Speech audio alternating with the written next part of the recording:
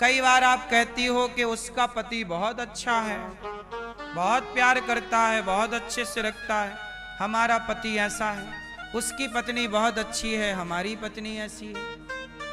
ऐसा क्यों होता है? किसी की पत्नी अच्छी, किसी की बुरी, किसी का पति अच्छा, किसी का बुरा, किसी का बेटा अच्छा, किसी का बुरा। क्यों मैया? सबके अच्छे ही अच्छे होते तो कितना बढ़िया होता। क्यों ये बुरा क्यों होता है? कोई किस कारण से क्यों होता है मैया? वो पीली मैया सो रही है सोफे वाली, पीछे का मैया सो रही हो क्या मेरी माँ? सुनो, किसी की पत्नी बुरी, किसी की, आप अच्छी पत्नी हो कि बुरी पत्नी हो? क्यों बताओ? पति क्या कहते हैं आपके, अच्छी है बुरी है? हैं? आपको पति कैसा मिला, अच्छा कि बुरा? कैसे पति हैं आपके? के काम चलाऊ हैं? हैं? कैसे मैया? आपके पति कैसे? नहीं, शादी नहीं की आपने? कहाँ चले गए? ऊपर चले गए। उन्हीं की याद में आपने बाल लाल कर लिए हैं।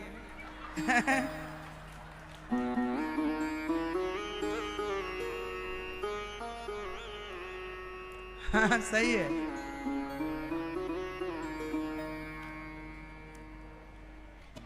देखो, किसी की पत्नी अच्छी, किसी की बुरी। सवाल ये है कि क्यों? ऐसा क्यों? ऐसा इसलिए क्योंकि जो आपकी पत्नी है, जो आपका पति है, जो आपका पुत्र है, वो पिछले जन्म का कोई ऋण लेके आया है। आपके पति से पिछले जन्म आपका कोई हिसाब बाकी था। ये कथा भागवत जी की है, वृत्तासुर के प्रसंग की। वृत्तासुर पिछले जन्म में चित्रकेतु नाम के राजा थे। उनकी बहुत सारी पत्नियां थीं, पर पत्नियां बहुत होने पर भी पुत्र नहीं था। पुत्र ना होने से राजा दुखी थे। एक दिन संत से कहा पुत्र चाहिए। संत ने फल दे दिया, पत्नी को खिला दो पुत्र होगा। पत्नी ने फल खाया, समय आने पर वो गर्भवती हुई, पुत्र हुआ। पर पुत्र 5 साल का होते ही रानियों ने, एक रानी को बेटा हुआ। राजा की पत्नियां बहुत थी, उन बहुत स्त्रियों ने उस बच्चे को जहर दे करके मार डाला। राजा रोने लग गए, रानी रोने लग गई। नारद जी आए, समझाया क्यों रो रहे हो? बोले महाराज मेरे बेटे ने क्या गलती की, 5 साल का बच्चा चला गया। तब नारद जी ने कहा कि ये मृत्यु लोक है। राजा बोले ज्ञान ना दो, मेरा बेटा लौटाओ। तब नारद जी ने मरे हुए पुत्र को जीवित किया। तब उस बच्चे ने समझाया अपने पिता को। क्या समझाया वो ध्यान से सुनो। 5 साल का बच्चा मर गया, रानियों ने जहर दे दिया, पर नारद जी की कृपा से जिंदा हो गया। जब जिंदा हुआ तो बाप बोला कि या तुझे गले लगाऊं। तो उस 5 साल के बच्चे ने जो कहा वो सुनिए। उस बच्चे ने कहा पिताजी आप कौन हैं? पिता ने कहा बेटा मैं तेरा पिता हूं। तब उस बच्चे ने कहा पिताजी मेरे तो कई बार जन्म हो चुके हैं। ये मृत्यु लोक में आप लोगों के कई बार जन्म आपका हुआ, कई बार आप मर गए, फिर जन्म हुआ, फिर आप मर गए। आप लोग करोड़ों बार धरती पर जन्म लेके मर चुके हैं। तो बच्चे ने कहा कि मेरे तो करोड़ों जन्म हो चुके हैं, आप मेरे किस जन्म के पिता हो? पिता तो चुप हो गए, क्योंकि अब इसका उत्तर क्या दें।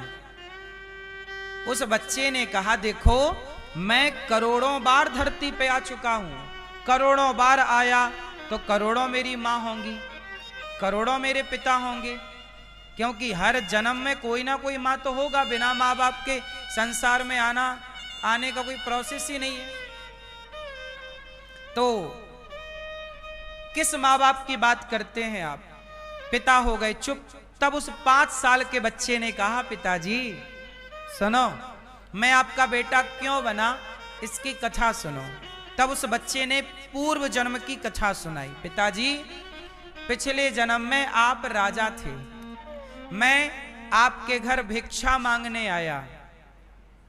आप बड़े आदमी थे, पैसे वाले थे। मैं आपके द्वार पर जब आया तो आपने मुझे आटा, गेहूं का आटा दे दिया और गाय का सूखा हुआ गोबर, ओपले, कंडे आपने मुझे दे दिए। उन पर ध्यान मैंने दिया नहीं, चींटियां बहुत थीं। मैंने शाम के टाइम देखा नहीं, आग लगाई, सारी चींटियां जल गईं। आपकी रोटी बनाई आपके आटे से तो 5 रोटियां बनी। 5 रोटियां आपकी खाई तो 5 वर्ष तक आपका बेटा बनके मैंने 5 रोटियों का हिसाब चुकाया। पिताजी, आपके घर से जो चींटी मुझे मिली मैंने जला दिया, वो आपके द्वारा मिली थी, इसलिए वो चींटियां इस जन्म में आपकी पत्नियां बन करके आई। और मैंने आग में जला के मारा तो उन्होंने मुझे जहर दे करके मार डाला। वो तो भगवान को भोग लगाकर मैंने खाया था प्रसाद, तो एक जन्म में ही सबका लेन देन चुक गया, वरना सबका अलग अलग हिसाब करने मुझे अलग अलग जन्म लेकर के आना पड़ता। इसका मतलब यह हुआ कि जो आपका पति है वो आपका पिछले जन्म का कोई हिसाब है। आपका पति बहुत अच्छा है, मतलब आपने उसके साथ बहुत अच्छा किया था तो वो भी आपके साथ बहुत अच्छा कर रहा है। आपका पति आपको मारता है, मतलब आपने किसी जन्म में उसे सताया होगा, तो इस जन्म में वो आपको सता के अपना बदला ले रहा है। ये बताओ, भीष्म पितामह ने सांप को कांटों के ढेर में फेंका तो सांप कांटे के ढेर में गिर के तड़प तड़प के मर गया। सांप को कष्ट दिया तो भीष्म पितामह को भी बाणों की सैया पर लेट के उतना कष्ट पाना पड़ा। यदि मैं आपको एक थप्पड़ मारूंगा तो वो थप्पड़ मुझे आप मारोगे जरूर, वापस तो करोगे ना। ईश्वर के संसार में ये नियम है कि आप जो देंगे वो वापस जरूर आएगा। यदि मैं आपको गाली दूंगा तो वापस मुझे गाली मिलेगी जरूर, और मैंने आपको एक डंडा दिया तो मुझे भी एक डंडा मिलेगा, और मैंने आपको रोटी दी तो मुझे भी रोटी वापस मिलेगी। मैंने आपके साथ बुरा किया वो वापस मिलेगा, मैंने आपके साथ अच्छा किया वो मुझे वापस। ये प्रकृति कुछ रखती नहीं है, वापस करती।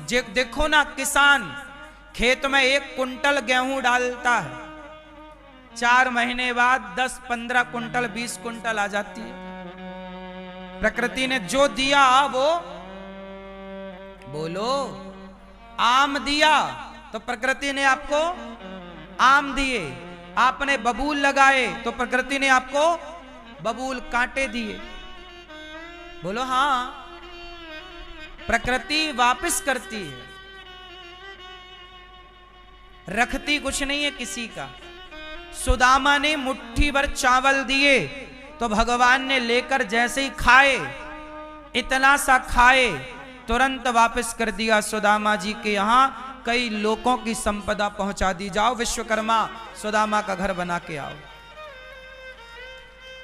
मिनट की देर ना लगी, काम हो गया कि नहीं? बोलो हाँ। द्रौपदी ने अपना साड़ी फाड़ कर, पल्लू फाड़ करके, और कन्हैया की उंगली पर, कलाई पर कुछ धागे बांध दिए। जब द्रौपदी ने कुछ धागे दिए तो भगवान ने कहा ऋण चुकाना पड़ेगा। तो जब साड़ी उतरी द्रौपदी की तो हर धागे की जगह एक एक धागे से एक एक साड़ी बनाकर परमात्मा ने ऋण चुकाया द्रौपदी का। तो उन्हें जितने धागे दिए हैं ना बहन, एक एक धागा चुकाऊंगा जरूर तेरा। लेता कुछ नहीं हूं मैं, देता ही देता हूं। देनहार कोई और है, भेजत है दिन रैन। झूठई घमंड हम करें, याते नीचे नैन।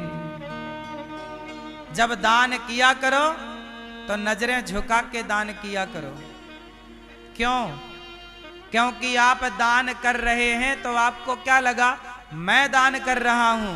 जरा विचार करो, कि परमात्मा तुम्हें दान करने के लायक बनाता ही नहीं, तो क्या दान कर लेते। मतलब दान करने वाला तो विधाता है ना, जो आपको दे रहा है, फिर ना आप दे रहे हो। आपको ना देता तो आप क्या देते। इसलिए जो देता है उसी को ईश्वर देता है, जो नहीं देता उसे ईश्वर क्यों देंगे। इसलिए देनहार कोई और है।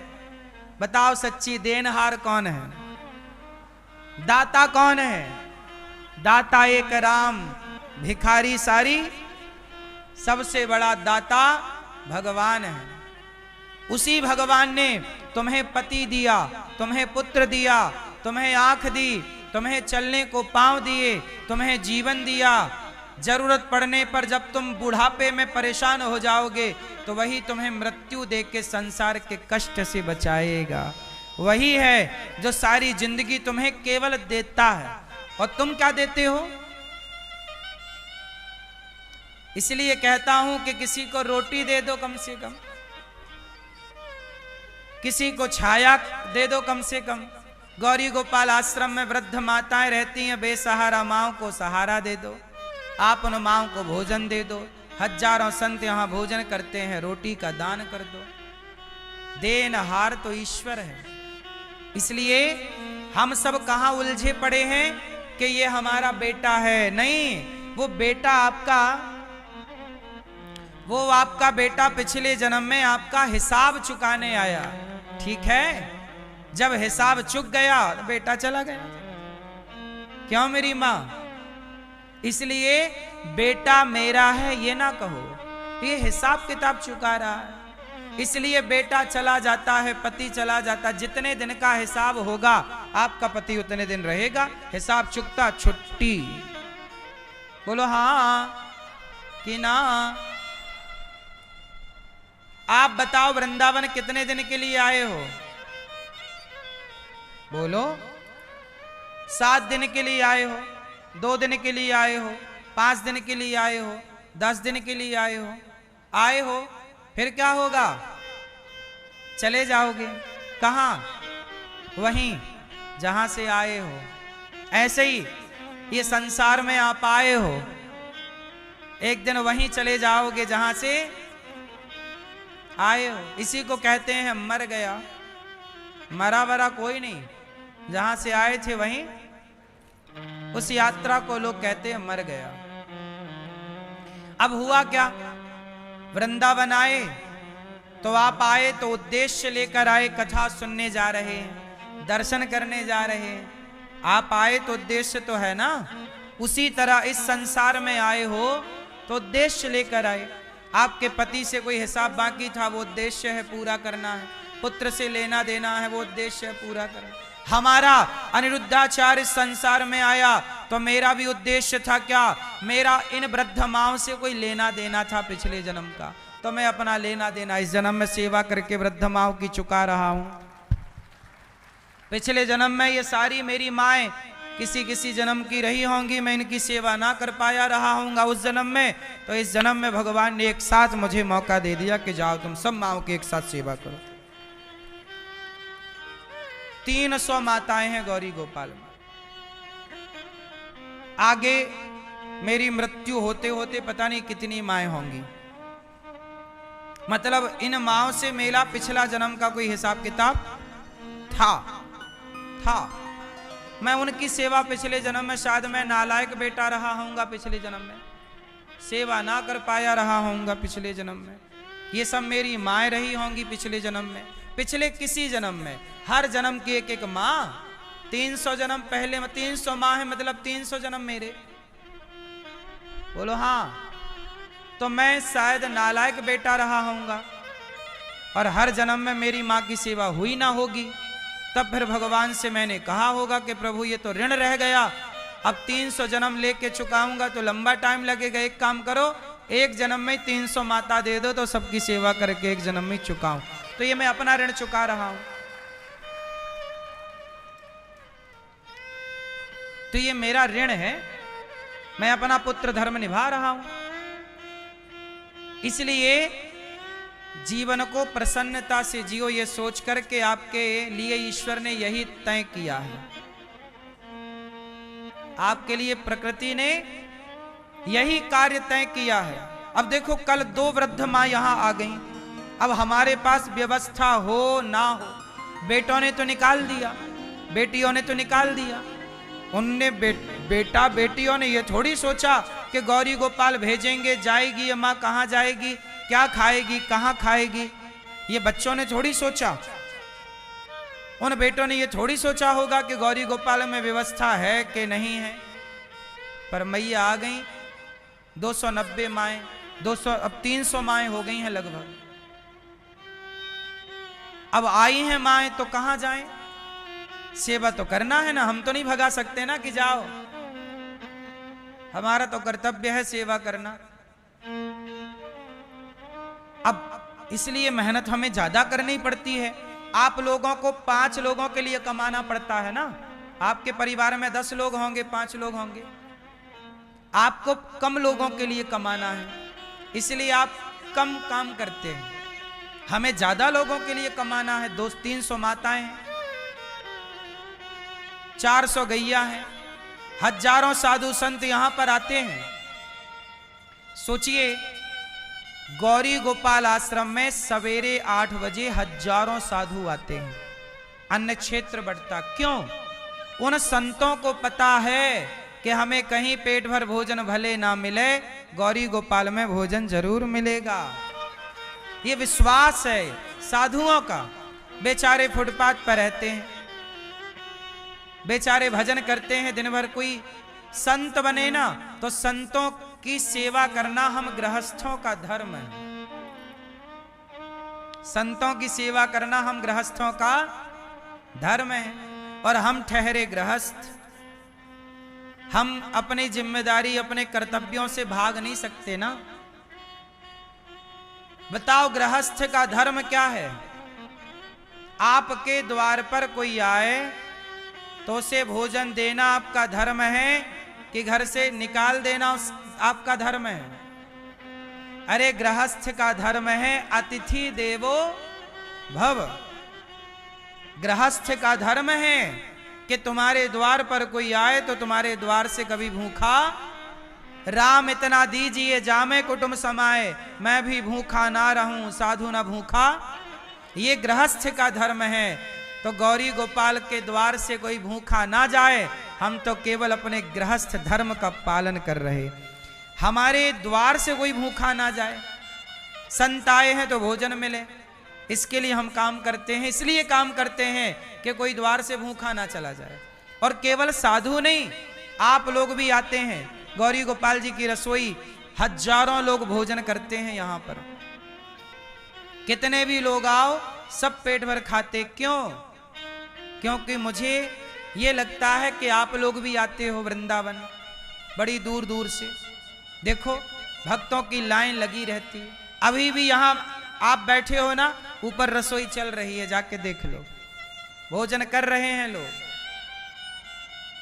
सवेरे से रात्रि तक 25 से 30 हजार 35 हजार लोग नित्य प्रसाद पाते हैं। ये क्या है? सेवा है कि द्वार पर आया अतिथि। आप हमारे अतिथि हैं। आप सब हमारे कौन? अतिथि। और अतिथि भगवान होता है, इसलिए भगवान भूखा ना जाए। यही तो भोग लगाना है, ईश्वर की यही तो आराधना है। और कौन सी आराधना होती है? आप सब प्रसाद पा रहे हैं, यही ना भक्ति है। अब हम कमा कैसे रहे हैं? हम चोरी नहीं करते, डाका नहीं डालते, छल कपट नहीं करते। आप लोगों से भिक्षा मांगते कि भाई आप लोग साथ दो, सहयोग करो। आप लोग सहयोग करते हैं तो उसी से रोटी बनकी तुम्हारे से लेकर तुम्हारे कोई देते हैं। तेरा तुझको अर्पण। क्यों? क्योंकि हम मरेंगे तो भगवान पूछेंगे, अनिरुद्धाचार्य बताओ क्या क्या करके आए हमने जो तुम्हें जीवन दिया। तो हम अपने जीवन का जब हिसाब किताब देंगे तो हम ये बताएंगे ना कि प्रभु आपने जीवन दी, जिंदगानी दी, तो मैंने शराब पीकर, गांजा पीकर, गलत काम करके मैंने समय को, पैसे को बिगाड़ा नहीं। आपने समय दिया, पैसा दिया तो प्रभु मैंने वृद्ध माओं की सेवा करके, दीन दुखी संतों की सेवा करके, भक्तों की सेवा करके, गौ माता की सेवा करके, बच्चों को पढ़ा लिखा के गुरुकुल में उन्हें योग्य बनाया है, ये कार्य किया है मैंने, तो मैं तो अपना हिसाब दूंगा।